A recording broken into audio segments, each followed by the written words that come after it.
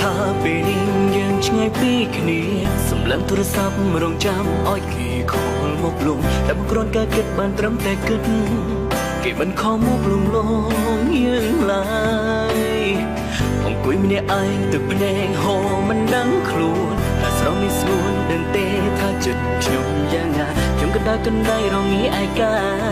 តែដល់ពេលណាគេយល់ពីអារម្មណ៍ខ្ញុំខូចចិត្តពេលនេះគ្មានអ្នក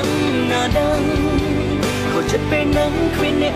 យល់ទេពេលស្រឡាញ់ភាពអានហើយពីអ្នករីករាយមិនដែលហើយតែពេលឆ្លុះគ្នាត្រូវខូចចិត្តម្នាក់ឯងពេលដែលខ្ញុំធ្វើខុសលងគេ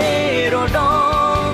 ពេលខ្ញុំខំម្ដងគេមិនដែលខ្វល់ message មិនឆ្លើយខលក៏មិនលើចិត្តកាន់តែច្របងគេពិតមិនយល់ថាខ្ញុំអាយកាប៉ុណ្ណាតែដឹងទេថាខ្ញុំខកចិត្ត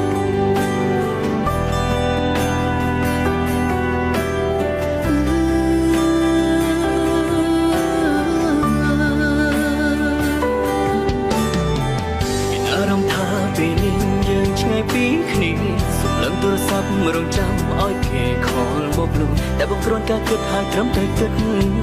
គេមិនខំមកលំលងយើងឡើ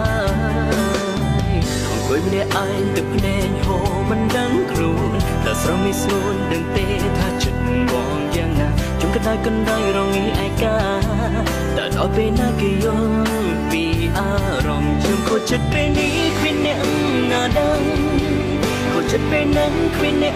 យល់ទេពេលស្រឡាញ់គ្នាបានហើយពីអ្នករីករាយមិនដែលហើយតែពេលឆ្លុះគ្នាត្រូវខូចចិត្តម្នាក់ឯងពេលដែលខ្ញុំធ្វើខុសលងគេ